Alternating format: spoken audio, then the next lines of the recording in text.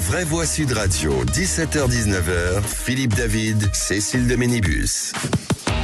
Bienvenue dans Les Vraies Voix pour cette vraie voix de vendredi saint en compagnie de Cécile de Bénibus avec une superbe veste rouge assortie aux couleurs de la radio. Ouais, je travaille chez Darty ce week-end. C'est pour ça qu'on a des machines à laver. On a un contrat de confiance dans l'émission, c'est pour ça. C'est un contrat de confiance. De confiance ou de défiance? Non, c'est de confiance. De confiance. Moi, de défiance à votre égard. Ça m'étonne pas de toute façon. Pourquoi? Oui, parce que vous êtes intruante. Et j'adore cette phrase. Vous savez pourquoi. Bien entendu. La question dont on connaissait la réponse. Voilà, c'est ça. Parce que vous êtes un tricheur, Philippe David. Merci. Voilà, quoi. Bon, on va passer à la défiance. Un manipulateur, un mauvais arbitre. Voilà ce que vous êtes. Donc il y a Philippe Bilger effectivement autour de cette table et bien sûr on va vous le présenter dans quelques instants puisque avant tout le sommaire, j'ai envie de dire. Bien sûr. Le sommaire de cette émission, le grand débat du jour, ce sera à 17h30 avec l'UNICEF soutenu par 32 maires de France qui demandent d'abaisser à 16 ans la majorité électorale pour le scrutin des élections municipales pour 2026. Ils se disent convaincus qu'il est temps de donner plus de place aux jeunes dans notre démocratie. Alors parlons vrai, est-ce que changer les règles à moins d'un an du scrutin vous semblerait normal? Et à cette question, faut-il passer le vote à 16 ans pour les municipales? Vous dites non à 93%. Vous voulez réagir? Le 0826 300 300. Bertrand Pancher sera avec nous, co-signateur de cette tribune et président de l'organisation Décider Ensemble et ancien président du groupe Lyotte à l'Assemblée nationale. Et puis le coup de projecteur des vraies voix à 18h40. Des syndicalistes de cheminots ont déposé un préavis de grève sur le pont du 8 mai pour obtenir des revalorisations salariales. Ça commence à bien faire, rétorque le ministre des Transports Philippe Tabarot. On appelle à ne pas lâcher encore des millions d'euros. Alors parlons vrai, est-ce que ces grèves à répétition pour les départs en vacances vous choquent? Et à la question, menace de grève pour le 8 mai, faut-il refuser de céder comme dit le ministre? Vous dites oui à 72%, vous voulez réagir et elle n'est pas en grève. C'est Aude au 0826 300 300. On vous souhaite la bienvenue, les vraies voix jusqu'à 19h. Les vraies voix Sud Radio. Vous avez entendu, Philippe Bilger est avec nous. Bonsoir mon cher Philippe. Bonsoir mes amis. Je me sens si bien, je pensais être jeudi. Ah ben voilà, c'est très bien. Écoutez, comme quoi. J'ai trouvé un surnom à Philippe Bilger. Non, quoi? Le Al Capone du qui c'est qui l'a dit. Ah non, mais attends. Pourquoi le Al Capone? Savoir, parce qu'il a des méthodes mafieuses. Vous me mettez dans une apothéose du sexe. Rocco Siffredi. Maintenant C'est vrai. Tricherie. C'est vrai que. Qui reste. Mais je me demande s'il n'est pas jaloux de vous. De la vieillesse, Mathusalem. Voilà.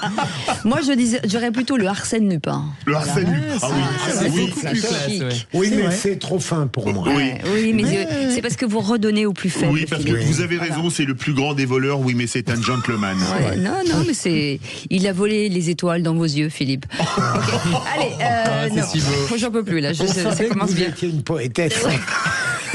Mon Dieu. René Chiche est avec nous, rédacteur en chef du groupe Entreprendre. Bonsoir Cécile. Bonsoir Philippe. René Chiche. Je suis ravi de vous revoir et je vous attends demain 10h pour la réparation de mon frigidaire. Eh bien écoutez, je serai là, bien entendu. Ah bah là, il a mis un coup de froid dans l'émission. Mais je ne vous vois pas sur le contrat de confiance. Peut-être qu'on peut signer un petit bulletin. Tom Conan est avec nous. Bonsoir. Tom Conan. Et figurez-vous que je suis aussi très intéressé en ce moment par l'électroménager. Et ça m'intéresse énormément. C'est même une passion. C'est fou. Il y a plein de modèles possibles, des fonctions. C'est fou la technologie comme elle avance, y compris en la matière. Je sais pas si c'est parce qu'on a fait une émission sur le blanchiment qui sont comme ça, mais c'est le thème de son prochain livre. Vous voulez qu'on change les thématiques? Peut-être, il faut voir. Faut-il une 800 tours essorage variable ou une 1400 tours essorage fixe? Venez de vous donner votre avis au 0826 300 300. Alors excusez-moi, si nous avons un auditeur qui travaille chez Darty, qu'il nous appelle tout de suite au 0826 300 300. Il y a peut-être des promos pour le week-end de Pâques. Peut-être, on ne sait jamais. Ce serait l'aubaine. En tout cas, je ne sais plus où on en est. C'est notre auditeur, c'est Laurent. Laurent, bien sûr. Bonsoir Laurent. Oui, bonjour. Laurent, vous ne travaillez pas chez Darty? Non, mais par contre, vous pouvez laisser ma télé en panne parce que vu les infos en ce moment, ça ira très bien. Très bien. Mon cher Laurent, en tout cas, on est ravis de vous accueillir. Vous habitez Mérignac, c'est ça? Tout à fait. À côté de Bordeaux. Oui, merci. Excellent. C'était envoyé. Là, excusez-moi, les Rafales sont fabriqués à Mérignac. Vous avez pris un missile de croisière, là, directement. C'est très très bon. Au cas où la blonde n'aurait pas quelques notions de géographie, on dit ça, on dit rien. Vous êtes patron d'agence de voyage et vous dites que malgré les tensions diplomatiques, les clients retournent aux États-Unis.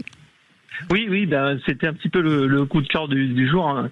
Moi, je trouve que tout ce qu'on vit de négatif autour des tensions diplomatiques et de la géopolitique compliquée, moi j'ai trouvé un effet positif parce que les gens reviennent dans mon agence de voyage et dans les agences de voyage en général. Hein, ça fait plusieurs mois que ça dure comme ça, et se détournent des sites internet et des centres d'appel au bénéfice du vrai commerce local avec des vrais gens qui travaillent, des experts qui sont au service des gens.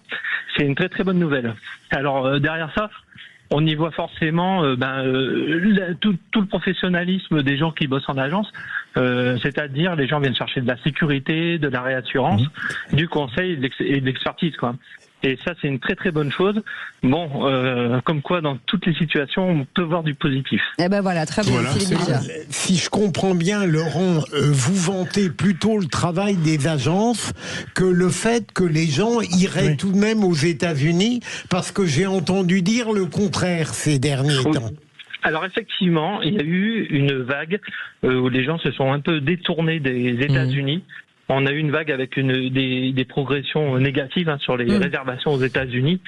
Par exemple, au mois de mars, sur les réservations, on était sur moins 12. En France, moins 12. Par contre, sur les réservations qui concernent l'été, là... Ouais. Ça cartonne. Ça reprend. Ça va couper. On va ça change dans l'autre sens. Il y a eu, je pense, un effet de stupéfaction suite à tout ce qu'a fait Monsieur Trump. Et finalement, ça a peut-être fait aussi baisser les prix. Moi, j'ai constaté ça. Il y a des prix qui baissent un petit peu. C'est pas mal. Et sur les départs de mars, par exemple, on est sur des plus 15% en volume. Hein. Et puis sur les réservations, on est aussi en forte progression de chiffres sur les États-Unis. Donc, merci Laurent, parce qu'on n'a plus le temps. Et dites-moi, Mérignac, c'est bien l'aéroport de Marseille, on est d'accord? Bien sûr. Bordeaux-Marseille, c'était très connu. Oui.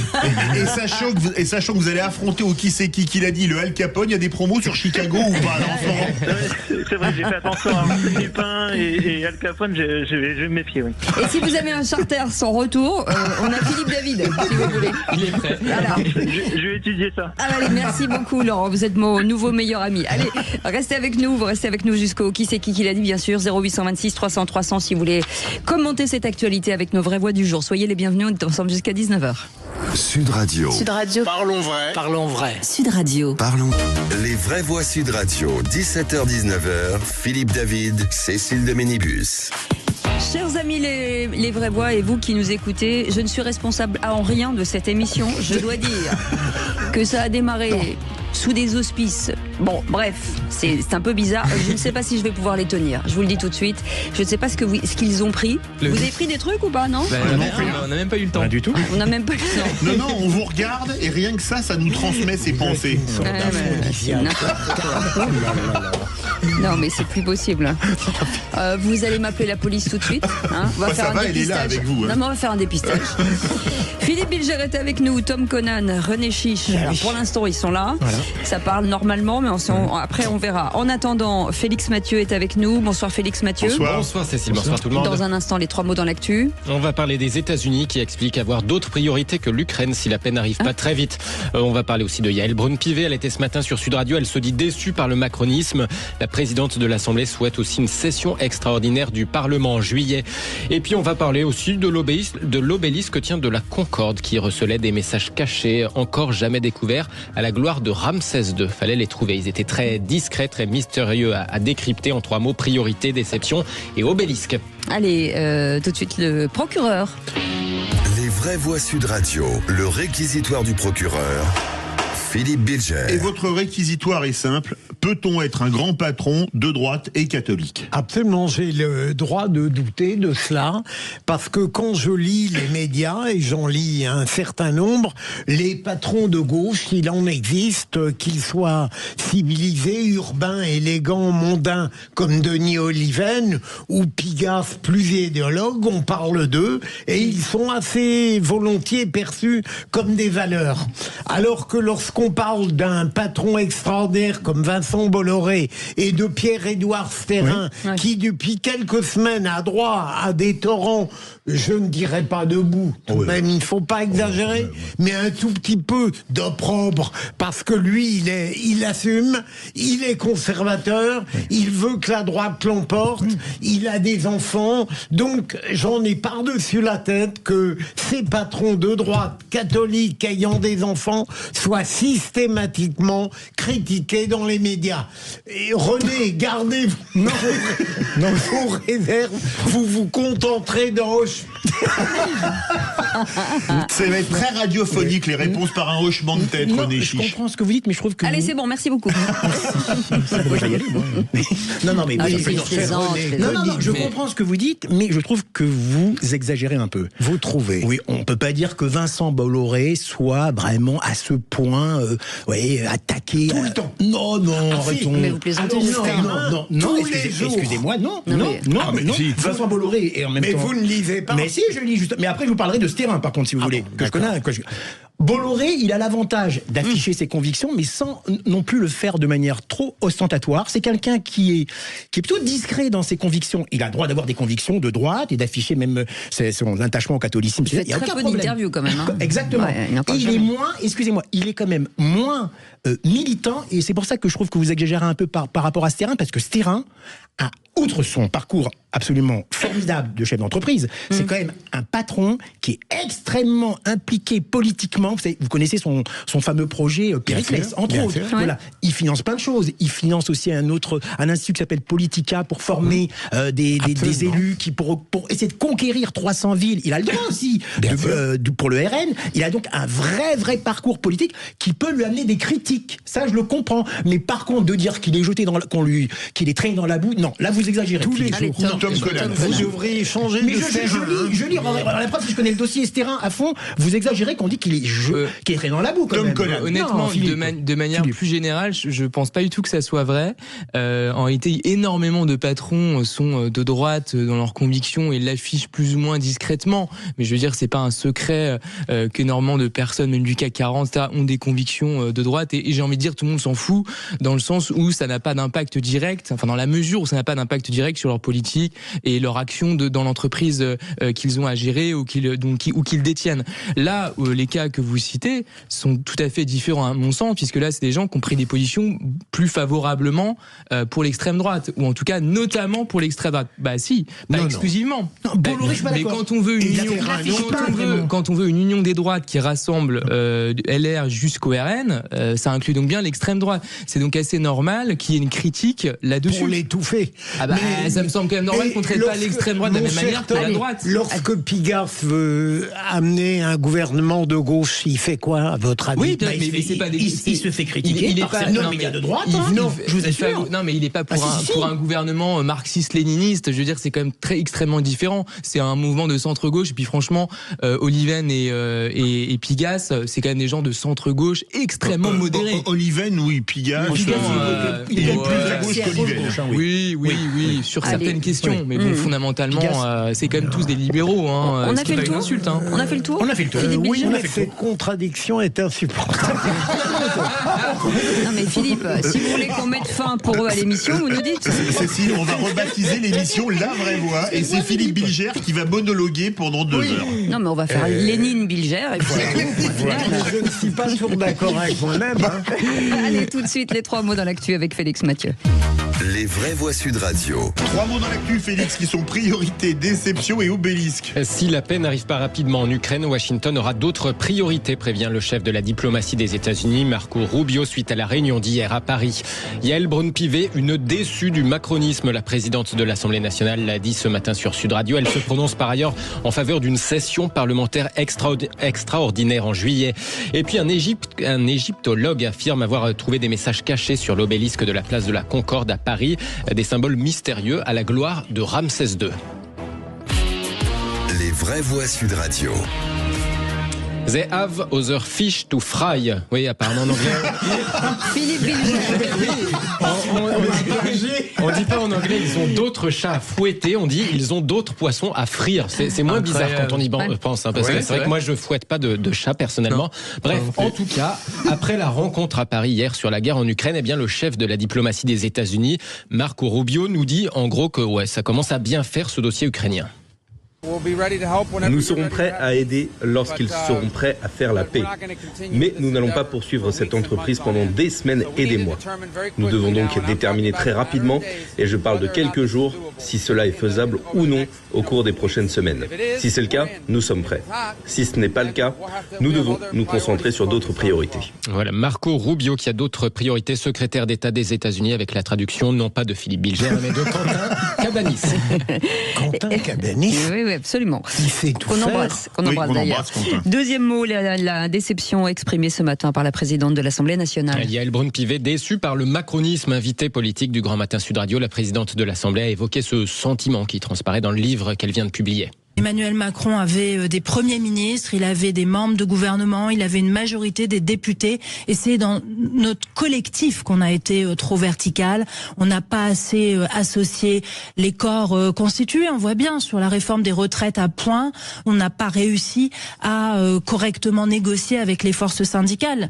On voit bien qu'on n'a pas réussi à embarquer les citoyens sur un certain nombre de réformes, alors que la promesse initiale qui avait fait que beaucoup s'étaient engagé derrière Emmanuel Macron, c'était justement d'avoir une autre façon de faire de la politique avec beaucoup plus de participation citoyenne. Et alors que François Bayrou a promis ses pistes pour redresser les finances publiques à partir du 14 juillet, se posait la question d'une session extraordinaire du Parlement cet été. Eh bien, la présidente de l'Assemblée, en tout cas, y est favorable. Je la souhaite parce que nous avons un certain nombre de textes qu'il nous faut finir d'examiner et je crains que nous n'ayons pas le temps jusqu'au 30 juin. Donc je souhaite qu'il y ait une session extraordinaire et que l'Assemblée soit au travail au mois de juillet et probablement au mois de septembre. Regardez, en ce moment, on a un agenda parlementaire qui est assez chargé. On a un texte sur la simplification qui est important. Yael Braun-Pivet, c'était donc ce matin au micro de Jean-Jacques Bourdin dans le Grand Matin Sud Radio. Philippe Bilger, on peut dire qu'elle a parlé vrai dans ce domaine que Macron avait déçu. Parler vrai, je suis pas emballé par ce type d'attitude qui, avant même 2027, certes, elle a parfois eu des critiques, mais je trouve pas ça trop bien. Tom. Ouais, après je trouve ça intéressant de mettre en avant la question pratique, la question du travail parlementaire en tant que tel. Voilà, donc au-delà des idées, je trouve que c'est plutôt une bonne chose. Moi je suis d'accord avec Philippe Bilger. En plus je trouve cette attitude un petit peu bizarre alors qu'elle doit quand même beaucoup à Emmanuel Macron. Pas oublier qu'aux dernières législatives, c'est Macron qui l'a aidé, qui l'a poussé à redevenir présidente de l'Assemblée. Certes, à la première législature, en 2022, c'était pas, il avait poussé plutôt Roland Lescure, mais là, il l'a poussé. Elle lui doit quand même beaucoup, et je trouve ces propos comme ça de critique à tout va, avec un livre moi, j'apprécie pas ce genre de comportement. Elle pourrait attendre un peu, je sais pas. En plus, on est dans une période déjà tellement compliquée, non seulement pour Macron, mais aussi pour la France en général. Je trouve qu'en tant que présidente de l'Assemblée, elle aurait dû avoir un peu plus de mesure et de recul. En bref, 4 hommes ont été placés en garde à vue après la fusillade à Rennes hier après-midi sur un point de deal. Oui, la fusillade a blessé 3 personnes ainsi qu'une 4e renversée par la voiture des agresseurs quand ils ont pris la fuite. L'un des suspects avait été arrêté peu après. Les 3 autres, donc, qui ont plutôt la vingtaine, plutôt jeunes, ont été interpellés par le raid la nuit dernière. Ils sont en garde à vue pour tentative d'homicide en bande organisée. Et on sait qui fait, non ? Non. La vingtaine, parce que la scène est hallucinante. Hallucinant. Le 3e mot, obélisque, avec avec cette découverte sur l'obélisque de la place de la Concorde. Un égyptologue affirme avoir trouvé des messages cachés parmi tous les hiéroglyphes sur le monument qui provient du temple de Luxor en Égypte. Des tout petits symboles qui étaient plutôt tout en haut du monument. Jean-Guillaume Molette-Pelletier indique les avoir découverts en 2021 lorsqu'un échafaudage enserrait le haut du monument, ce qui permettait de scruter de plus près qu'on avait pu le faire jusqu'ici. Et surtout, combinés entre eux, eh bien, les symboles qu'il a trouvés sont inscrits sur 3 faces différentes du monument et combinés entre eux, ils forment le nom de Ramsès II, une cryptographie tridimensionnelle qui vise donc à affirmer le règne du pharaon sur toute l'Égypte, l'ancêtre de ce qu'on pourrait appeler un peu la propagande ou aujourd'hui la com. Ça vous surprend, Philippe Bilger, vous qui avez bien connu Ramsès II? Ça ne me surprend pas, j'ai vu qu'il y avait un message. Il vous embrasse d'ailleurs. Cécile Opis. Cécile Opis. Non mais c'est dingue de se dire que c'est quand même la première fois qu'on regarde l'obélisque de près. C'est-à-dire que personne jusqu'ici s'est intéressé de voir ce qui se passait. Je trouve ça fascinant, et ce que je trouve encore plus fascinant, c'est que je viens de comprendre il y a 10 secondes que Obélisque en fait avait donné Obélix dans la BD. Là, vous plaisantez. Je vous assure que j'avais pas fait le rapport. Mais vous aviez raison tout à l'heure de dire que même les calembours foireux, vous les comprenez. C'est vrai, mais tous les Gaulois des voilà, albums. j'arrête. Voilà, je déchire votre contrat, c'est fini. Non mais c'est terminé là. Mais tout là. C'est les René Chiche, les Tom Conan. Non, c'est bon. Ça va. Pour information, Astérix, la petite étoile, si vous ne l'aviez pas, Tom Conan. Attendez. Je vous le dis. Ah, c'est mieux comme ça. Allez, Sud Radio. Parlons vrai. Sud Radio. Parlons vrai. Vraie Voix Sud Radio, 17h-19h, Philippe David, Cécile de Ménibus. Bienvenue dans Les Vraies Voix avec autour de cette table très dissipée aujourd'hui. Philippe Bilger, auteur de Me Too Much aux éditions Héliopole. C'est-à-dire que c'est un auteur, mais c'est aussi un... Excellent livre. Ouais. Excellent livre. Non, merci sérieux, mon cher René. Dès la sortie, excellent livre. Vous vous rattrapez. Mais vous l'avez déjà dit. C'est vrai. Bah, oui. Là, ça sent c'est un peu gratuit, le c'est gratuit, c'est généreux. Vous l'avez acheté ou pas? Ou il vous l'a offert? Je l'ai pas acheté, attendez. Ah bah c'est pour ça que vous êtes gentil. Je ne jette pas les livres, moi, de toute façon. On ne les laisse jamais assez. Voilà. Et ben vous, c'est quoi? Rendez-lui. Tout de suite. Tom Conan est avec nous. Ça va, Tom? Bonsoir, ça va très très bien. Bon, vous êtes content? Je ne comprends pas tout, mais je suis content. Vous allez faire quoi ce week-end? Écoutez, demain je pars peut-être dans le Nord. Voir les ch'tis et compagnie, ça peut être sympathique. Oui, ça va l'être. J'espère. Et vous faites quoi, vous, René Chiche? Alors non, je ne vais pas dans le Nord. Je reste à Paris. D'accord. Je devais partir, figurez-vous. D'accord. Mais vu la météo annoncée dans la région où je devais aller, j'ai annulé. Oui, mais on veut juste savoir où vous allez, pas mon problème. Attendez, j'ai annulé parce que vous allez venir demain à 10h pour mon frigo. Et Philippe, vous allez faire quoi ce week-end? Moi, demain, je l'andouille absolument. Et dimanche, c'est le grand moment. C'est Pâques. Et vous, Philippe David? moi je pars voir ma fille, mon gendre et ma petite fille à Strasbourg. D'accord. Ça va manger de la saucisse là encore. Des bake-off, etc. C'est sympa. Il va revenir avec 2 tailles de plus. Allez, tout de suite, le grand débat du jour. Les Vraies Voix Sud Radio, le grand débat du jour. On votait à 16 ans aux prochaines élections municipales. C'est en quelque sorte l'appel que signent dans une tribune 32 maires. On doit vous dire ce qu'on en pense. Voilà. Oui, Anne Hidalgo à Paris, Éric Piolle à Grenoble, Mickaël Delafosse à Montpellier ou encore le maire de Bayonne. Bon, ce que je peux vous dire, oui. Qui a le droit? Qui a le droit? Qui a le droit de faire ça? Un enfant qui a toutes ses dents, ce que disent les gens. Allez, plus sérieusement. Il y en a qui prétendent chanter avec Cécile, c'est ça. C'est ça. Ouais, écoutez, alors, en tout cas, c'est une information sérieuse puisque l'UNICEF, soutenu par 32 maires de France, demande d'abaisser à 16 ans la majorité électorale par le scrutin des élections municipales de 2026. Ils se disent convaincus qu'il est temps de donner plus de place aux jeunes dans notre démocratie. Alors parlons vrai, faudrait-il par hasard passer l'âge de vote à 16 ans pour d'autres scrutins? Et à cette question, faut-il passer passer le vote à 16 ans pour les municipales et même à 12 ans d'âge mental pour que Philippe Bilger puisse enfin voter. Venez nous donner votre avis au 0826 300 300. Vous êtes d'un non à 94%. Ah bon ? Bertrand Pancher est avec nous, co-signateur de cette tribune, président de l'organisation Décider Ensemble et ancien président du groupe Lyot à l'Assemblée nationale. Bonsoir, merci d'avoir accepté notre invitation. Philippe Bilger, est-ce une bonne ou une mauvaise idée ? Alors, je suis plutôt en faveur, si j'ose dire, de la mauvaise idée. Parce que j'ai bien conscience que je ne représente pas le point de vue classique du français. Ouais, ça, je vous confirme. Je n'aime pas, je ne suis pas un jeuniste. Je considère que la jeunesse d'aujourd'hui, en me rendant compte peut-être de la difficulté de l'appréhender globalement, hein. Il y a des jeunes de diverses espèces, mais je pense qu'aujourd'hui, la jeunesse, sur tous les plans qui m'importent, est moins douée, moins intelligente, moins vive, moins cultivée que celle d'il y a des années. En même temps que je dis ça, on me répond et j'entends l'argument, au fond, est-ce qu'elle ne sait pas faire des choses que nous ne savions, que je ne savais pas faire à l'époque, et donc elle compense par exemple un défaut de culture par des réactivités plus fines, plus modernistes. Je considère tout de même que dans l'ensemble, il serait paradoxal de lui permettre de voter à 16 ans alors que son niveau a baissé. René Chiche. Alors moi, je suis favorable à cette mesure. J'étais sûr. Ah oui, non mais je suis favorable. Franchement, écoutez, les jeunes ne vous défendez bien sûr, pas. non, mais les jeunes de 16 ans ont déjà d'autres droits. Ils peuvent avoir une carte bleue, ils peuvent avoir un contrat de travail, ils peuvent avoir une carte vitale. Je me demande s'ils peuvent se marier même, je crois, à 16 ans. Hein. On a le droit ou pas ? Je pense. La carte vitale, ça me paraît logique. La paternité autorisée, etc. Absolument. Alors, écoutez, moi, j'entends ce que vous dites, Philippe, mais j'ai l'impression qu'on a quand même une image quand même un peu, même si vous n'avez pas tort sur tout, mais on a un peu une image caricaturale de la jeunesse d'aujourd'hui. Moi, je trouve qu'il y a une jeunesse qui est assez impliqué, qui est assez cultivé. Il ne faut pas croire que tous les jeunes sont tous des abrutis, entre guillemets, comme je l'ai écouté ce matin sur une autre radio. C'était odieux, je vous dirai ensuite après pourquoi. Mais toute la jeunesse n'est pas uniquement sur TikTok. Il y a des jeunes qui s'intéressent aussi à la politique. Moi, j'en connais des jeunes de 15, 16, 17 ans avec qui je parle souvent politique. Et je vais même vous dire quelque chose.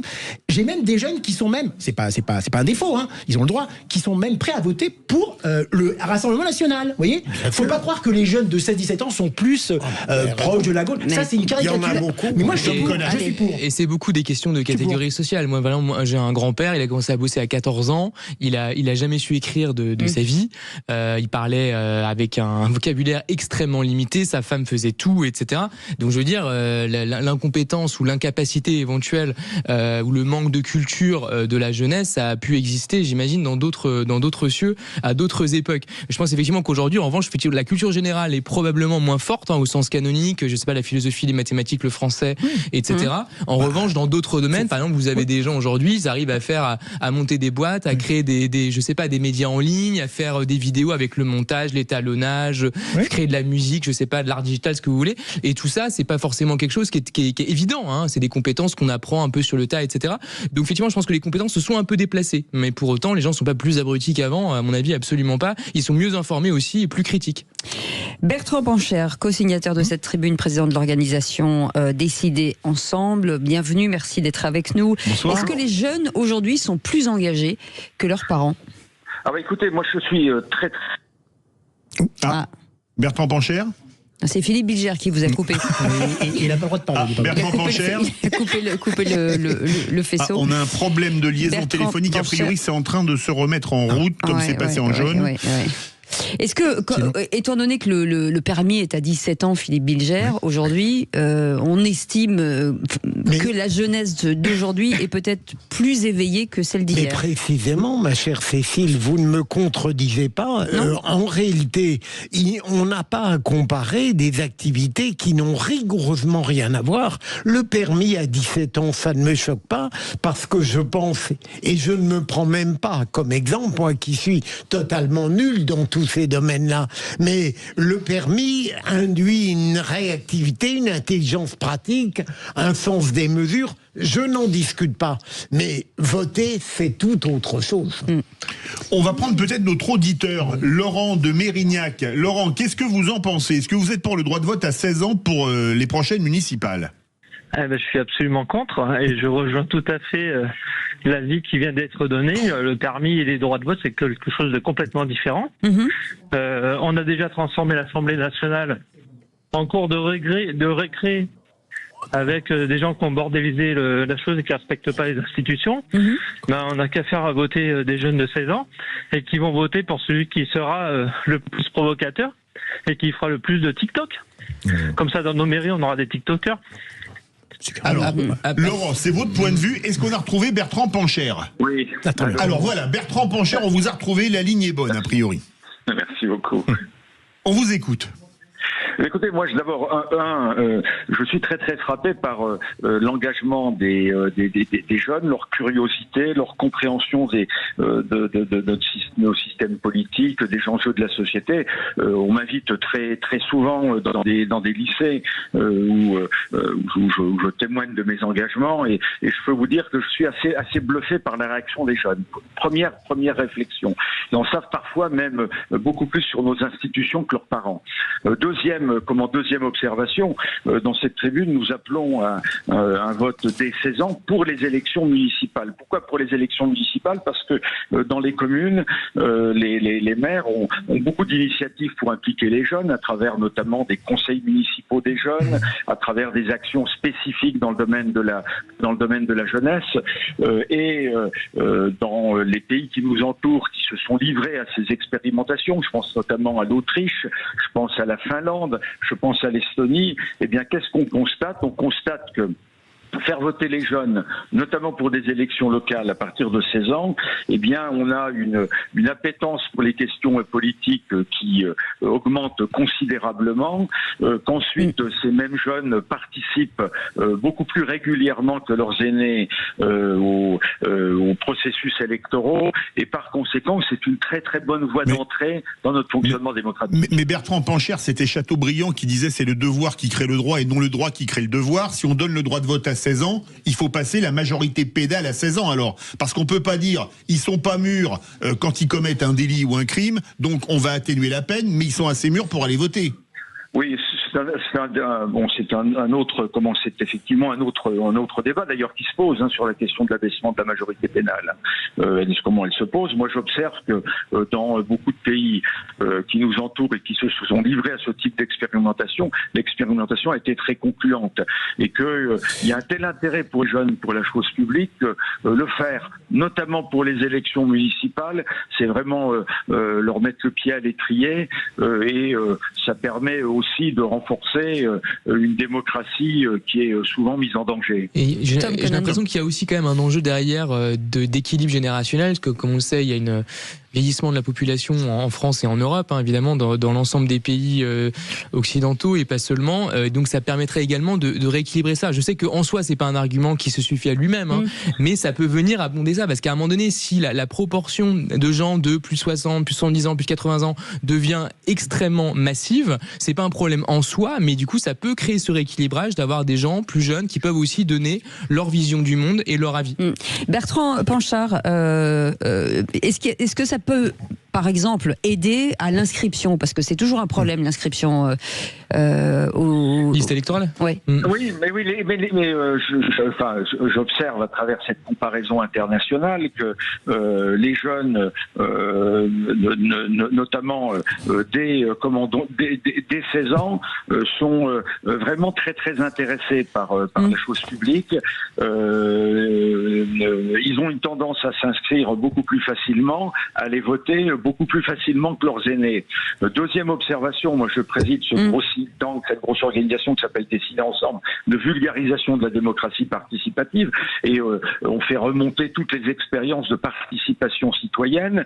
Les jeunes, notamment sur leur territoire, quand ils sont associés au processus de décision, quand ils sont consultés, eh bien, en parlent dans leur famille, en parlent à leurs parents, en parlent à leurs grands-parents, et tout ça contribue à renforcer le lien entre les élus et leur population concernée. Donc je pense qu'il ne faut pas se priver de consulter les jeunes, et d'abord commençons par des élections locales, voyons si tout ça est concluant. Si ça prend ou pas, oui. Ça, faut pas l'ouvrir, voilà. Ça fait beaucoup réagir au 0826 300 300 en direction la magnifique ville de Villefranche-de-Rouergue. Bonsoir Jacques. Bonsoir Jacques. Bonsoir. Bonsoir à toute l'équipe. Vous êtes impeccable. Je vous écoute tous les soirs. Merci. Merci. Et vous êtes nickel. Merci oui, beaucoup, alors je veux donner mon avis au sujet de votre conversation. Moi, quand je vous entends parler que les jeunes peuvent avoir une carte vitale à 15 ans, 16 ans, très bien. Mais du moment qu'ils font avec leur argent, c'est très bien. Mais moi, j'en vois tellement de déconnectés complets. Moi, je veux que c'est électoraliste. Il y a certaines mairies qui ont besoin de jeunes en plus pour avoir des voix, c'est tout. Moi, je vois ça comme ça. Ouais. Et en plus, un truc qui me choque aussi, c'est les gamins qui conduisent à 17 ans. Ils sont pas majeurs et ils conduisent et ils ont une voiture dans les mains. Moi, c'est très bien, il faut avancer. Je dis pas, je critique pas tout. Mais voilà, ça ferait 2 points on n'est pas majeur et on a le droit de voter et on a le droit de conduire une voiture. Moi, je sais pas, il faut faire quelque chose. Soit on donne la majorité en 16 ans ou 17 ans, mais faire quelque chose, voilà, c'est tout. Avec les devoirs qui vont avec, bien entendu. Hein. Merci Jacques. Philippe Bilger. Bertrand Pancher, adorant penser contre moi-même, tout à l'heure, je n'étais pas du tout favorable à cette mesure parce que je pense que jusqu'à maintenant, on a plus entendu parler d'une catégorie de jeunesse inquiétante pour notre société que capable d'un civisme lui permettant de voter à partir de 16 ans. Mais en vous écoutant, et peut-être pas dans le sens que vous souhaitez tout de même, je me demande si votre proposition ne serait pas en quelque sorte de nature à les mettre dans le bain démocratique, en quelque sorte. S'ils ne sont pas mûrs pour voter, au moins le fait de leur permettre de le faire à partir de 16 ans pourrait les inciter à avoir plus de maturité. Est-ce que vous ne croyez pas que c'est une piste qui pourrait s'accepter ? Oui, ça serait déjà. Je vous remercie pour cette discussion et cette ouverture. Effectivement, ça permettrait très très vraisemblablement de leur faire se poser toutes les bonnes questions. Moi, vous savez, il se passe pas un mois sans qu'on m'invite, puisque j'étais auparavant parlementaire, j'ai un peu plus de temps, et on m'invite dans des lycées à faire des conférences sur l'engagement politique, les institutions, et je suis vraiment, mais vraiment très très frappé par toute cette curiosité, cette connaissance des grands enjeux du monde, et à chaque fois que je ressors de ce type de discussion, je vous dis finalement ils sont presque plus au fait des grandes problématiques de notre société que leurs parents ou leurs grands-parents. Il y a cette curiosité, vraiment cette envie de participer. Et je me dis que s'agissant des élections municipales, on n'est pas dans des élections nationales. Bon, on juge des élus sur des actions dans tous les domaines. On les juge par exemple en matière d'accompagnement dans le domaine scolaire. On les juge en matière de transport. On les juge en matière d'animation. On les juge en matière de soutien dans beaucoup de politiques. Et je me dis que finalement, c'est vraiment l'occasion de tisser ces liens et de faire s'intéresser les jeunes à la chose publique et à la politique. Et de leur faire confiance peut-être aussi.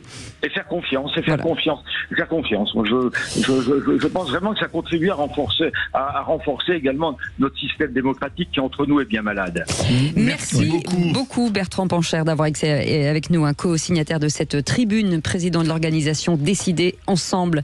Merci d'avoir été avec nous. Merci à Jacques aussi de nous avoir appelés. Laurent, vous restez avec avec nous puisque vous êtes notre vraie voix du jour et dans un instant, c'est le qui c'est qui l'a dit. Ah, chouette. Et nous, on sait qui c'est qui l'a dit. Tout de suite. Sud Radio, votre attention est notre plus belle récompense. J'adore Sud Radio dans la mesure où, là au moins, on peut s'exprimer en direct et donner notre avis. Sud Radio, parlons vrai. Les vraies voix Sud Radio, 17h-19h, Philippe David, Cécile de Ménibus. Et vous avez reconnu la voix chatoyante de Philippe Bilger autour de cette table, celle de René Chiche et celle de Tom Conan, qui comprend depuis aujourd'hui les blagues de Philippe David. C'est un début.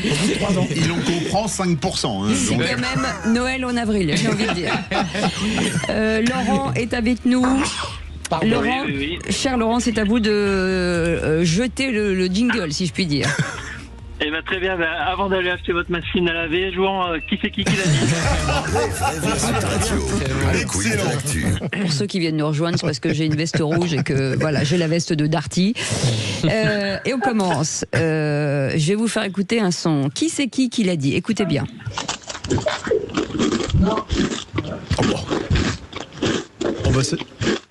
Ça serait pas la chaîne de Philippe David? Oui.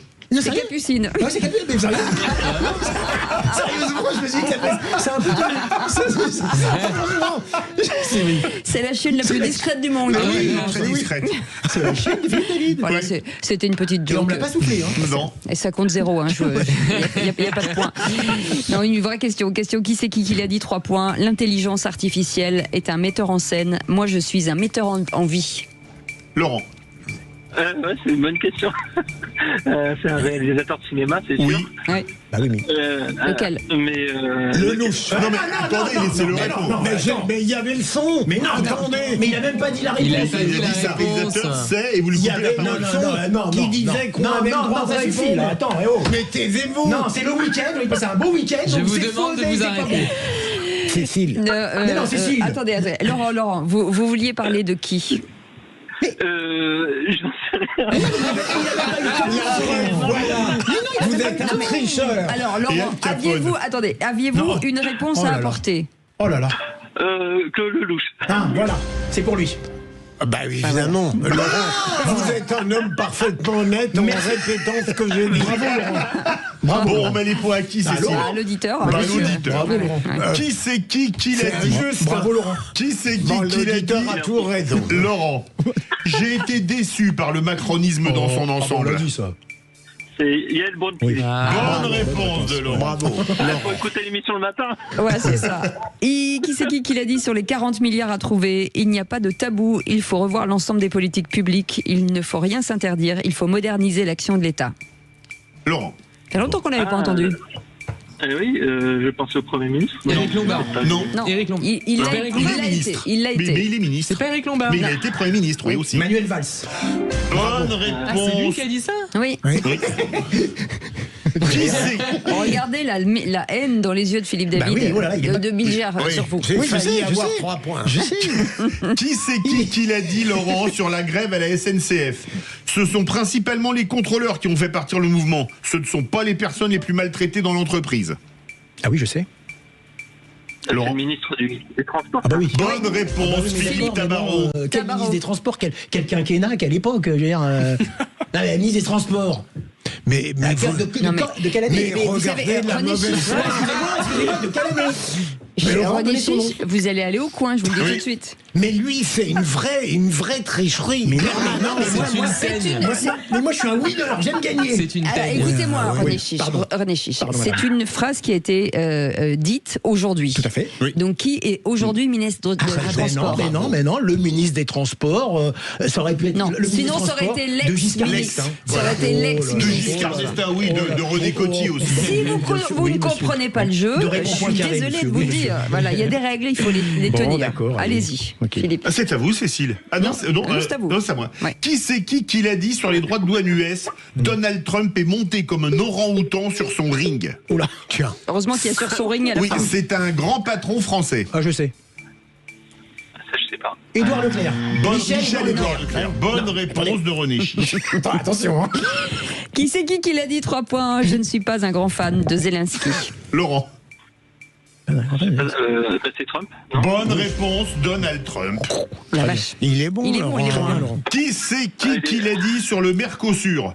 Ce n'est pas parce qu'on est sous pression douanière des États-Unis qu'on va aller se précipiter à signer de mauvais accords. Laurent, c'est un ministre qu'on cite régulièrement. Un ministre qu'on cite régulièrement? Oui. Éric Lombard? Non. Oh, il est député de la circonscription à côté. Il a le même prénom que Franklin. Benjamin. Comment? Haddad. Benjamin, il a dit Haddad. Mais il a dit Benjamin. Non, mais quand vous allez dire Benjamin Biolay, vous allez dire. Benjamin Biolay. Non, mais attendez. Vous adorez Biolay, je Il sais. y en a marre, on m'a floué tout à l'heure. Non, parce que moi, en plus, j'ai des Haddad dans ma famille. Mais vous vous taisez. Non, monsieur. Monsieur le procureur, vous êtes un escroc. Surtout, vous dites une absurdité tout à l'heure sur le ministre. Mais en non, disant mais non. Mais le ministre des Transports, Laurent est d'accord avec moi, j'en suis sûr, il aurait pu être de n'importe Vous quoi. devriez... Laurent, de toute façon, les s'il points vous sont plaît, pour moi. Laurent, vous qui êtes agent de voyage, vous avez des promos pour le Cap d'Agde? Philippe Bilger aurait besoin de se détendre un peu. Oui, déjà, je suis en train de chercher un charter. Ah, mais il est en train de chercher un charter. Non, mais c'est pour vous, Philippe David, déjà. Et les 3 points sont pour moi. Avec un pot d'échappement, c'est possible. Je vais vous faire Non, mais tous exploser en vol, vous allez voir. Faites expulser. J'ai eu 3 points. Excusez-moi, attendez, excusez-moi. Excusez-moi. Non, mais il n'y a pas de Excusez-moi, Maxime, est-ce qu'on peut appeler la sécurité pour René Chiche? Non, mais c'est Laurent qui a gagné. C'est pas René Chiche, c'est Oui, Laurent mais qui est on va devant. faire Ça, c'est Laurent qui a gagné. Bravo, Laurent. Bravo Laurent. Merci beaucoup. 3 points de deux. Même avec mes -3. Oui, ouais, même avec ses Comme un Greget. Laurent, vous avez été un excellent candidat. Merci en tout cas d'avoir passé ce moment avec nous. Vous êtes très sympathique et vous revenez quand vous voulez. Et n'oubliez pas les charters. Hein. Maintenant, il me faut 4 places. Ah, vous venez avec nous, ça va être bien. Je prends de la place dans l'avion. On vous embrasse, Laurent. Allez, dans un instant. Merci beaucoup. Bonne journée. Merci. C'est je sais plus où on en est d'ailleurs. Le journal et puis la météo de Rémi André et le coup de gueule de Philippe David. Je me demande, en voyant certaines propositions de nos hauts fonctionnaires, s'ils n'ont pas été bercés trop près du mur. Dis donc, ça devient grave cette histoire. Allez, à tout de suite. Sud Radio. Sud Radio. Parlons vrai. Parlons vrai. Sud Radio. Les vraies voix Sud Radio. 17h-19h. Philippe David, Cécile de Ménibus. On vous souhaite la bienvenue, les vraies voix, pour cette dernière journée de la semaine avec Philippe David. Elle était bien cette semaine, Philippe. Cette semaine était très bien et cette première heure était, on peut le dire, volcanique. Oui. Chatoyante comme votre veste et volcanique comme le Puy-de-Dôme. Voilà, c'est ok. Oui, il y a des volcans dans le Puy-de-Dôme. Ah bon? Lesquels? Décidément. Oh bah, il y a le Puy-de-Dôme, le Puy de Sancy, il y en a plein. Ah ouais. J'avais oublié que c'était un puits de culture. Il y a surtout le puits sans fond. Ouais. C'est géographie. Mais aussi le puisatic. Autour de cette table, Philippe Bilger, Tom Conan, René Chiche. Bonsoir Cécile. Et bonsoir monsieur. Et comme vous laissez des messages sur notre ligne 0826 300 300, on les écoute. Oui, à l'attention de beaucoup de journalistes et puis de parlementaires gauchistes qui finalement quand même ont des très bons salaires, qui attendent tous que Bernard Arnault ait des soucis. Ils sont bien contents que les actions baissent, etc., que les grands patrons quittent la France, mais ça va devenir un parc d'attractions, la France. Il faudrait arrêter de taper sur Bernard Arnault parce que LVMH a donné 300 millions d'euros à Notre-Dame pour la réparer. Il n'aurait pas dû le faire finalement puisque tout le monde lui lance des tomates. Et puis aussi, il a renfloué les Restos du Cœur. Alors il faut être un peu objectif, les journalistes, tout le temps de vous réjouir des problèmes de Bernard Arnault. Merci. Philippe Bilger. Là, ma chère Cécile, je compte sur vous pour donner à cette seconde heure une qualité qu'elle n'a pas eue à cause de mes contradicteurs. Mais plus sérieusement, il met en cause l'auditeur, quelque chose de très vrai dans quoi je suis souvent tombé. Par détestation d'une personne, et c'est pas mon cas pour Bernard Arnault, on confond un petit peu l'hostilité personnelle domine le souci de la France. Et en réalité, je le rejoins totalement. Des gens n'aiment pas Bernard Arnault et ils oublient tout ce qu'il a fait et tout ce qu'il fait. Ouais, j'ai l'impression que c'est exactement l'inverse. C'est-à-dire que c'est pas du tout la personne de Bernard Arnault qui est peut-être une personne très sympathique. C'est pas du tout la question. Hein.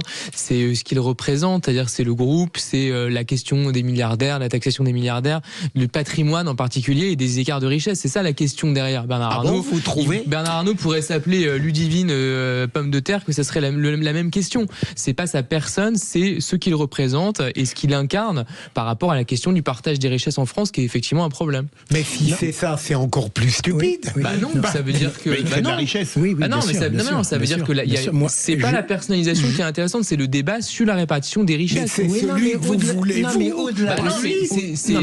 C'est celui qui est sous-jacent dans les critiques, c'est ça que je veux dire. Mais Bernard Arnault justement, et lui est un exemple en matière de distribution des richesses dans son groupe. Alors là franchement. Ah non, mais je parle pas dans son groupe, je parle de la taxation par rapport à l'État, je parle pas des salaires chez LVMH. Il est actuellement, malheureusement pour lui, parce que c'est quelqu'un moi que j'admire, hein, bien sûr, il est un peu actuellement dans la ligne de mire pour ses propos par rapport à Trump et son attachement un peu à la politique américaine, etc. Et ce qu'il vient de dire encore récemment, enfin même hier, qu'il était peut-être prêt à délocaliser à cause des droits de douane aux USA, c'est là qu'il est un petit peu pris en défaut d'absence. Excusez-moi, s'il y a un patron en France qui n'a pas délocalisé, et surtout parce qu'il y a du luxe, c'est quand même lui. Hein, parce que regardez, l'automobile, ça a délocalisé à mort. Bien sûr. Il a été critiqué parce qu'il a apporté quand même un enthousiasme, c'est son droit. À Trump, il a même cofinancé. Vous savez qu'il a cofinancé la cérémonie d'investisseurs de Trump. Juste un petit mot sur Bernard Arnault. Quand il a donné de l'argent pour Notre-Dame, il a été critiqué parce que c'était pas assez. Quand il a donné pour le Resto du Cœur, il a quand même donné 10 millions d'euros.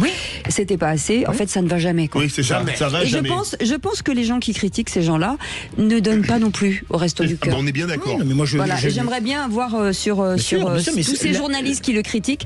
J'aimerais bien voir à quel moment eux donnent de l'argent pour aider les autres. Avec vous. Mais il y en a aussi certains, Cécile, des journalistes qui, au contraire, tressent des couronnes de laurier à Bernard Arnault. Faut pas non plus.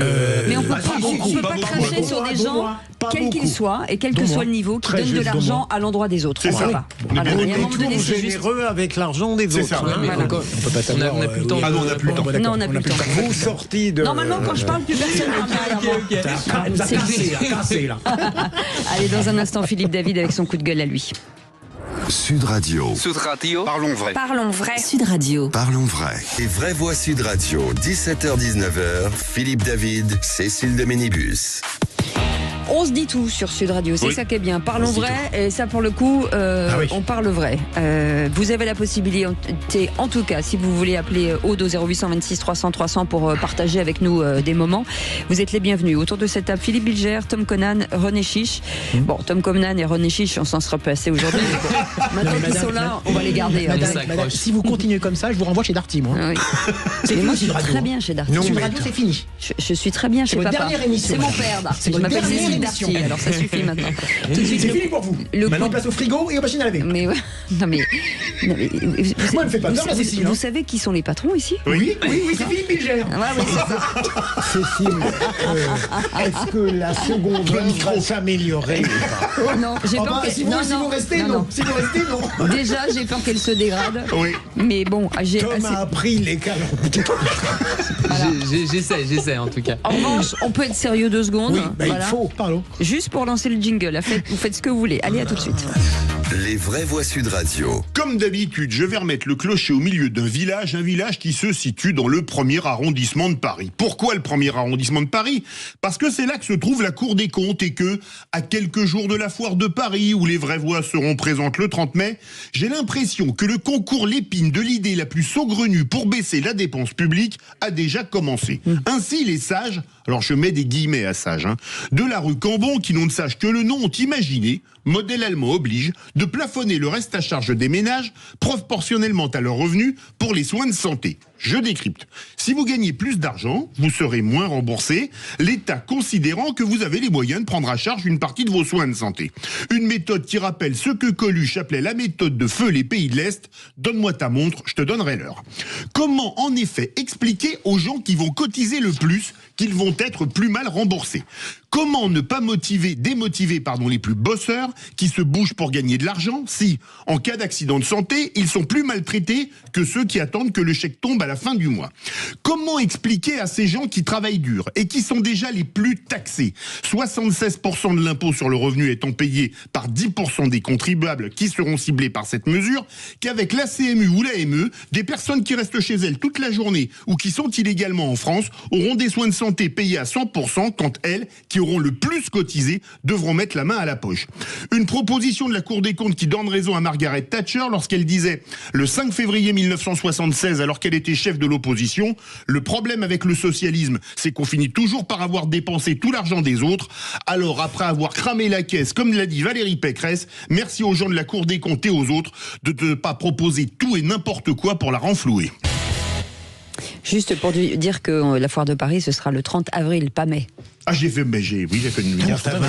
Vous voyez, tout à l'heure, j'ai parlé d'une qualité que j'avais, j'ai continué à m'orner de compliments.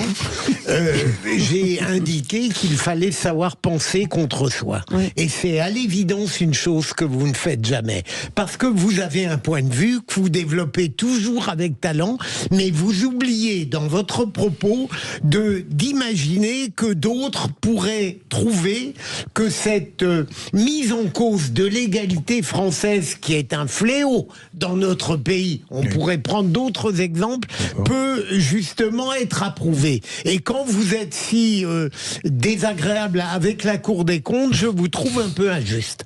Parce que ça peut être parfaitement admis que plus on a de revenus, eh bien plus on paye. Et bien dans ces cas-là, on prend une assurance privée, on cotise plus. Non mais alors là, pour les autres. Moi je suis rarement d'accord avec les coups de gueule de Philippe. Alors là je suis tout à fait d'accord avec lui parce que vous êtes censé, contrairement à Biget. Parce que vous payez pas.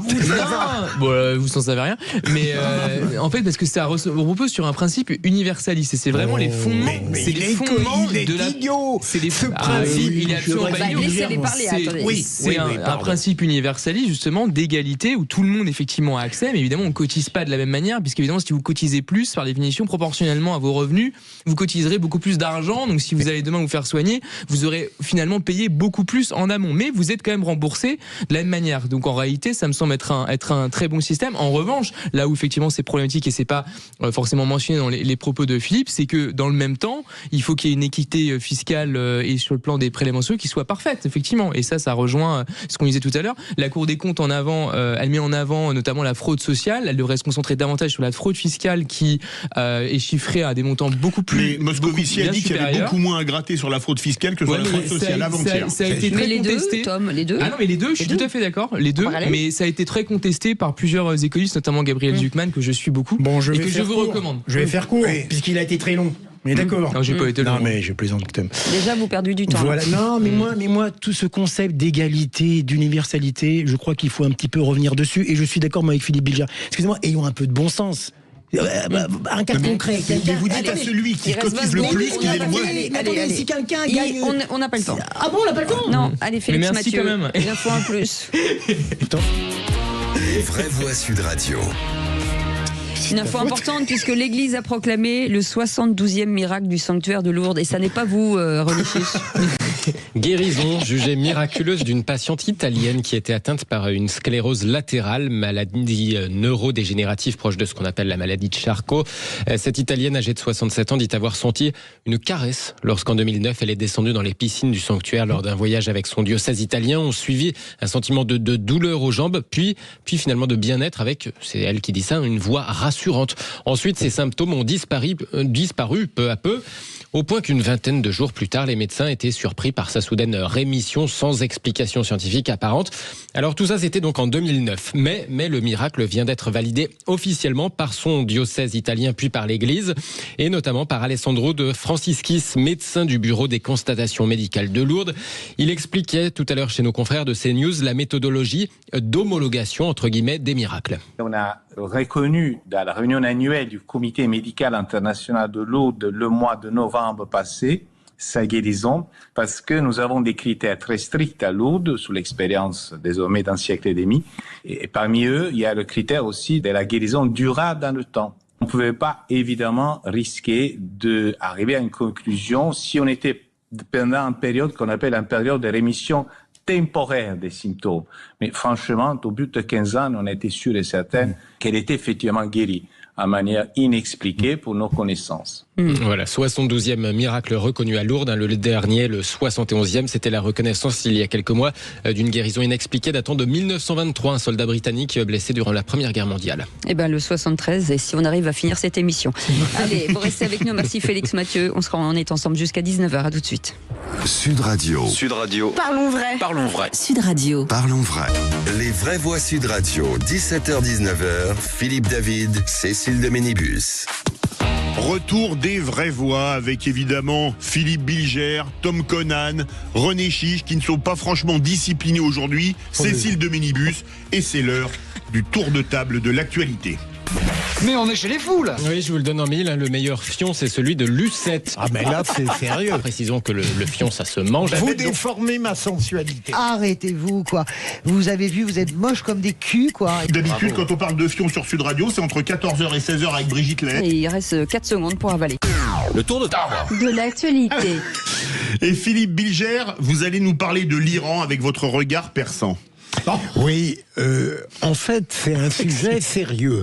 Vous avez entendu tout à l'heure le secrétaire d'État américain qui a dit, en gros, si on ne règle pas le problème rapidement de l'Ukraine, s'il nous casse les pieds, pour rester poli, eh bien, on abandonne. Autrement dit, on lâche ou on se lasse. Hein, c'est clair.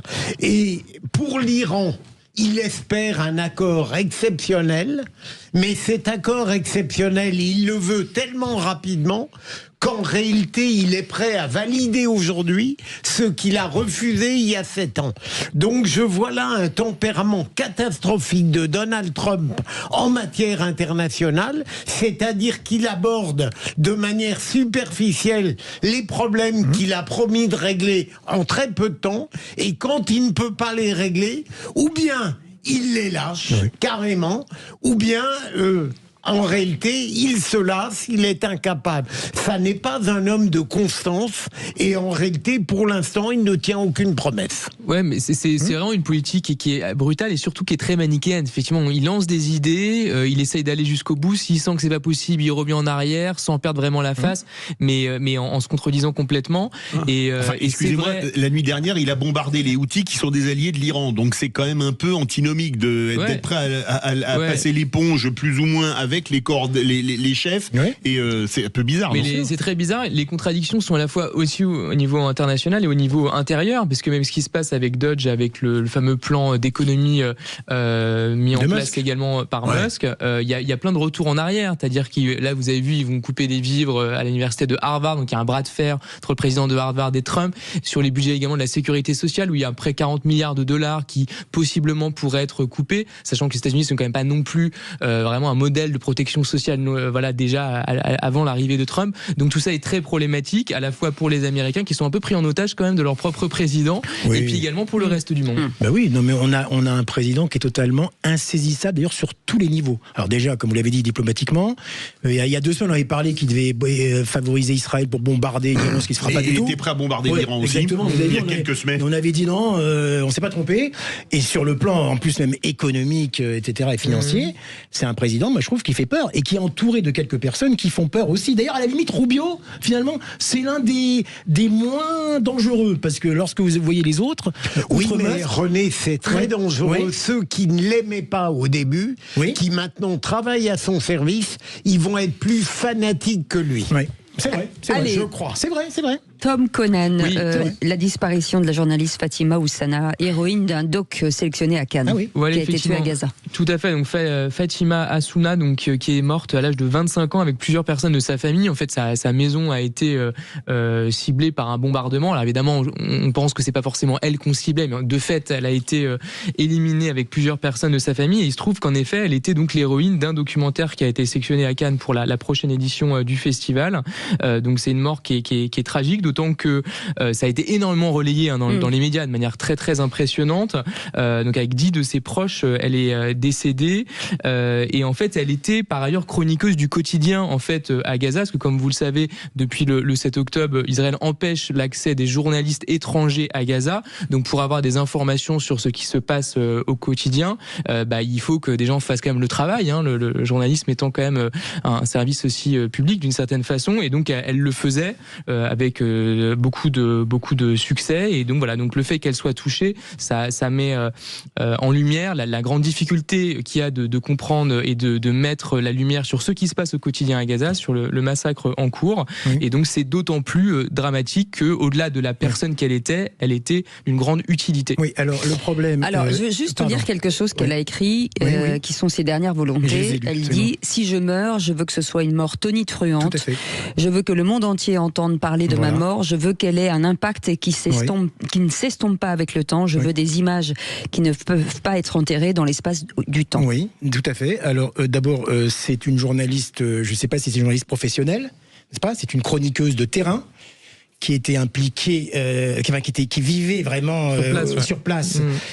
Israël n'a pas ciblé spécifiquement, excusez-moi, cette journaliste. Elle est terroriste, islamiste, barbare. Et malheureusement, je vais vous dire, c'est horrible ce que je vais dire, parce que moi personnellement, j'ai vécu familialement, un drame terrible d'une grande journaliste qui était ma belle-sœur, vous voyez, à RFI, qui a été tuée par les talibans en 2001 lors de l'invasion par l'Alliance du Nord. Donc je sais ce que c'est de perdre quelqu'un qui était vraiment une journaliste encartée, une grande reporter. Cette personne, Fatima, paix à son âme. D'ailleurs, le film est sélectionné dans une sélection parallèle, Acide. C'est ça. Cette personne, elle n'est pas vraiment journaliste professionnelle, elle est chroniqueuse, et c'est ce qu'on appelle les risques d'une guerre, car c'est une guerre, elle se met au milieu de la population.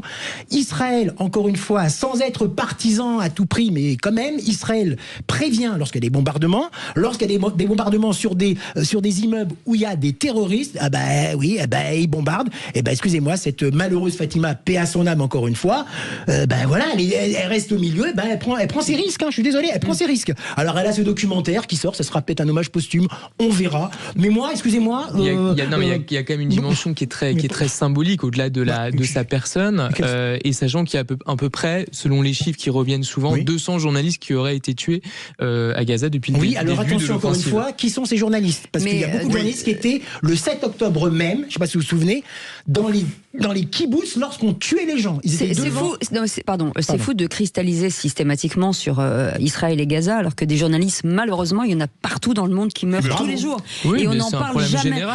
Et le seul problème, c'est qu'en ne parlant que de cette guerre à Gaza-Israël, on anonyme, enfin en tout cas, on rend invisible tous les journalistes qui aujourd'hui meurent un peu partout dans le monde. Il faut en parler dès qu'un journaliste meurt. Il y a eu une manifestation des journalistes soi-disant palestiniens là, il y a 2 jours.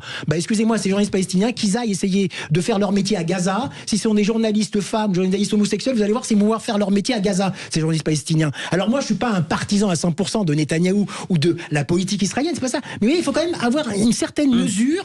Et voilà, c'est tout. Et il y a plein de journalistes soi-disant palestiniens qui étaient dans les kibboutz en train de faire des directs où on disait, vous voyez, et les gens étaient en train de se faire tuer. Des bébés se faisaient tuer, des femmes se faisaient violer, ils étaient là en direct à faire tout sur les réseaux sociaux. Excusez-moi, cette Fatima, paix à son âme, mais excusez-moi, je vais être un peu même méchant, peut-être un peu vraie voix encore plus que d'habitude, tant pis pour elle. Ah bah non, on peut pas dire ça.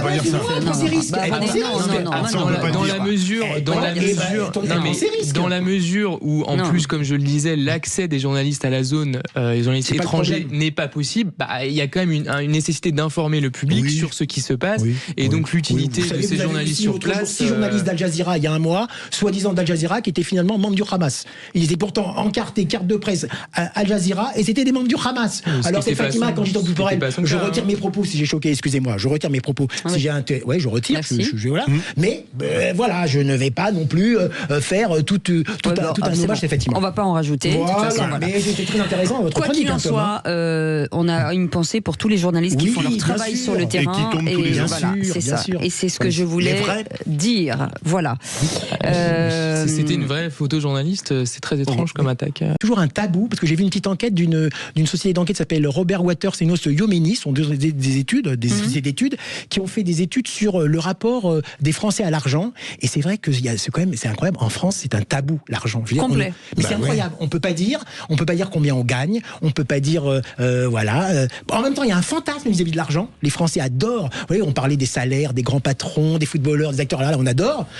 Mais par contre, parler eux-mêmes de ce qu'ils gagnent, de leurs revenus, ça, c'est impossible. Vous avez remarqué que les salaires des footballeurs choquent moins que celles des grands patrons. Oui, c'est vrai. Il y a une iniquité, c'est vrai. Les footballeurs, encore plus. Et par contre, ce qui est incroyable, c'est que par exemple, tout ce qui est médias et cinéma, en France, il y a une sorte d'omerta pour savoir les salaires. Hein. On ne sait jamais vraiment les salaires, c'est incroyable. Alors qu'aux États-Unis, tout de suite, un film se fait, DiCaprio, 25 millions de dollars, chose comme ça. Mais ce qui est incroyable, c'est qu'en plus, cette enquête a montré, c'était très intéressant, c'est pour ça que je me permets d'en parler, même si les Français ne sont pas ceux qui parlent le moins de leur argent en Europe. Hein. Les Allemands, ce sont les plus discrets, 2%. Ensuite, il y a l'Italie, l'Irlande.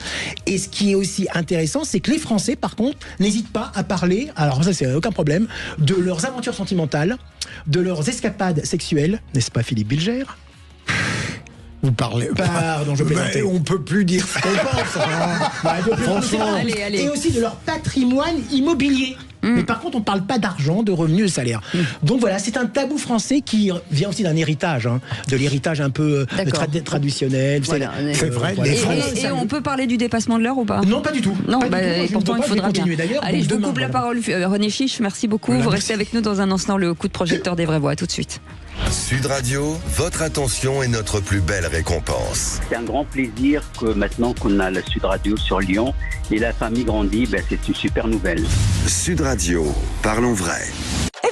Les vraies voix Sud Radio, 17h-19h, Philippe David, Cécile de Ménibus.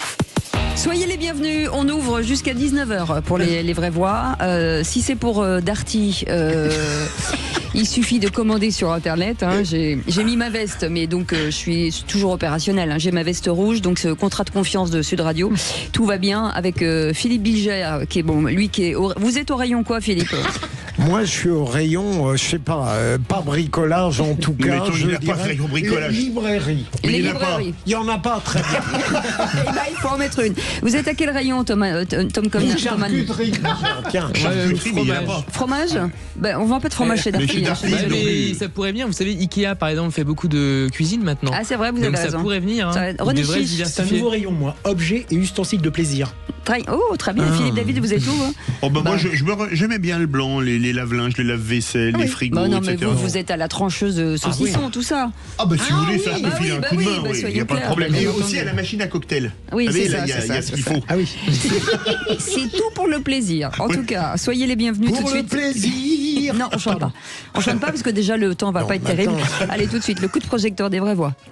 Les vraies voix Sud Radio, le coup de projecteur des vraies voix. Maintenant, il faut nous écouter, parce que là, on en a gros. Oh là là, qu'est-ce qu'il y a là ? Il y a un grand révolte. Pas content. Nous, à la CGT, nous estimerons pas satisfaits tant que nous n'obtiendrons pas Ma satisfaction. Je sens que je vais craquer. Et moi, je sens que je vais devenir fou. Solidarité avec la CGT. Des syndicats de cheminots ont déposé un préavis de grève sur le pont du 8 mai pour obtenir des revalorisations de salaire. Ça commence à bien faire, c'est ce qu'a dit le ministre des Transports Philippe Tabarot, en appel même à ne pas lâcher encore des millions. Alors parlons vrai, est-ce que ces grèves font le jeu de la concurrence qui arrive désormais sur certaines lignes ? À cette question, menace de grève pour le 8 mai à la SNCF, faut-il refuser de céder comme dit le ministre ? Vous dites oui à 77%. Vous voulez réagir, le 0826 300 300. Et en tête de file de cette manifestation, Philippe Bilger, qu'est-ce qu'on fait en fait ? J'ai bien compris, je pense à l'argumentation de notre amie Françoise Degois qui, sur ces sujets, dit en permanence, et sans doute a-t-elle un semblant de raison, s'il faisait la grève sans que ça ennuie personne, ça n'aurait aucun succès. Mais tout de même, je trouve qu'il ne faut pas en abuser. Par moments, j'ai l'impression d'une sorte de sadisme social, syndical, qui cherche à créer le plus de nuisances aux citoyens qui n'en peuvent mais. En réalité, ce ne sont pas eux les responsables des baisses dont ils réclament la mise à niveau. Et avec la concurrence, vous avez raison Cécile, Philippe, ça devient encore plus problématique. Tom Conan. Je connais pas les détails des revendications. Je pense qu'il ne faut pas juger a priori, mais en tout cas, je pense que c'est de la négo, négo à mener entre la SNCF et les personnes concernées de façon à désamorcer le conflit avant qu'il ne s'envenime. C'est la bonne négo, elle est du côté de la SNCF, elle est malheureusement pas de notre côté. Nous, on peut rien faire là-dessus. Voilà, parce qu'en fait, les agents, pour répondre à votre question, Tom, enfin, votre interrogation, réclament 100 €, je crois, d'augmentation par mois. Les agents, c'est les contrôleurs. Contrôleurs, oui. Et aussi pas une réforme des plannings, parce que là, les plannings étaient un peu trop chargés, donc voilà. Qui ont eu, selon le ministre, entre 17 et 18% d'augmentation ces 3 dernières années. Voilà, on est d'accord. Alors, Françoise Degois a raison, ce que vous venez de dire, bien sûr, c'est quand ça ennuie les gens qu'une grève peut parfois intervenir malheureusement. Mais moi, je fais confiance à la direction des ressources humaines de la SNCF, qui est quand même réputée pour son sens du dialogue social, même s'il y a eu des grèves et tout. Enfin, ils arrivent quand même parfois à avoir un accord, tout comme celle de la RATP. C'est quand même 2 directions des DRH qui sont assez bons quand même, et qui arrivent... Enfin, si la négo se passe, vous donnez tout ce qu'on demande, c'est plus une négo, c'est une capitulation. Très bonne question. Non, justement, on va peut-être trouver un terrain d'entente à mi-chemin, vous voyez. C'est possible que la direction va peut-être lâcher effectivement 60, 70 € et non pas les 100 €. Vous voyez, et parce qu'effectivement, il y a la concurrence de Trenitalia qui arrive. Il y a tout de même quelque chose de choquant, René, dans le fait... Paris-Marseille, pardon. Et dans le fait qu'en permanence, il menace de faire grève dans les moments les plus festifs. Après, il y a aussi une autre question, vous savez, c'est que c'est une entreprise qui est très profitable désormais, ce qui est une très bonne chose. Enfin, après que l'État ait racheté des dizaines de milliards de dettes. C'est vrai. Ce qui aide quand même un peu. La dette de Réseau Ferré de France, c'est bien vrai.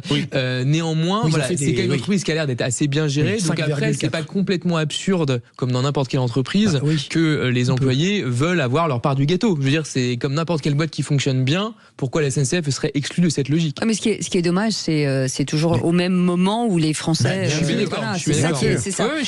D'ailleurs, peut-être qu'il faudrait interdire. Ils en parlaient d'ailleurs.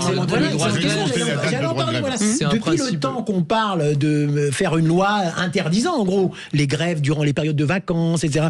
Mais elle n'a toujours pas été mise en place. Mais si vraiment Philippe Tabarot trouve que c'est le moment, enfin le ministre des Transports trouve avec le, pourquoi? Alors c'est peut-être pas le moment actuellement parce qu'il n'y a aucune majorité, malheureusement en plus. Mais le service, ça existe sur eux, le service. Ça existe, ouais. Oui, mais il n'y a pas de mesures législatives, de loi qui interdit. Comme c'est le cas en Italie, par exemple. Comme c'est le cas en Italie, c'est une période. Après, il y a seulement certaines fonctions, il me semble que c'est quand même heureux, qui effectivement peuvent pas faire grève. Je crois que c'est les militaires, il y a quelques personnes aussi dans le domaine médical. Mais voilà, on peut pas remettre en cause le droit de grève de manière générale. Pourquoi eux en seraient privés alors que les autres peuvent faire grève? Ça serait pas normal. On leur interdit pas le droit de grève. On leur donne. On sanctuarise 2-3 périodes dans l'année. On ferait pas grève. Parce qu'effectivement, excusez-moi. Il y a beaucoup de semaines qu'il faudrait sanctuariser. Non, mais il y en a peut-être, par exemple, effectivement, le 8 mai, le 24 décembre, etc. Je vais vous prendre un exemple pour des couples séparés où les gamins, par exemple, les pères les voient un week-end sur 2. Là, ils ont un week-end prolongé et ils se disent tant mieux, je vais les avoir parce qu'ils sont à l'autre bout de la France et qu'ils n'ont pas leurs enfants. C'est quand même un peu hard. Après, vous savez, c'est le cas dans d'autres pays. Moi, récemment, j'ai une personne de ma famille qui veut partir en Grèce. Tout a été annulé parce qu'il y avait une grève à l'aéroport d'Athènes et dans une bonne partie effectivement de la zone, et donc ils n'ont pas pu faire leur voyage. C'est un problème qui n'est pas français. C'est pas cool. C'est pas cool, je suis d'accord. Quand on le subit, c'est très chiant. Non, mais je crois que les syndicalistes dessus, des fois, comme on dit. Non, mais en plus, c'est toujours ceux qui, les plus fragiles qui en subissent. Parce que ceux qui ont des sous, ils se disent, c'est pas grave, je vais prendre l'avion, je vais faire autre chose. Je trouve qu'il manque un peu. Pas cool, en fait. Oui, c'est marrant. Ce sont des gens dont je respecte, bien sûr, les revendications et les droits. Mais je trouve justement, il manque de solidarité avec les autres personnes, les passagers, parce que souvent ce sont des gens de conditions moyennes, effectivement, qui ont réservé leur billet souvent à l'avance, etc. Comme a dit Philippe, famille séparée, patati, patata. La stratégie n'est peut-être pas la bonne. Pourquoi choisir absolument ce moment où on pourrait imaginer d'autres, je ne connais pas lesquels, d'autres stratégies qui pénaliseraient moins les citoyens. Exemple, les contrôleurs font la grève du zèle. Pourquoi pas? Et ils contrôlent personne. Oui, pourquoi pas? Par exemple. Bien sûr, ça serait une grève populaire. Merci beaucoup.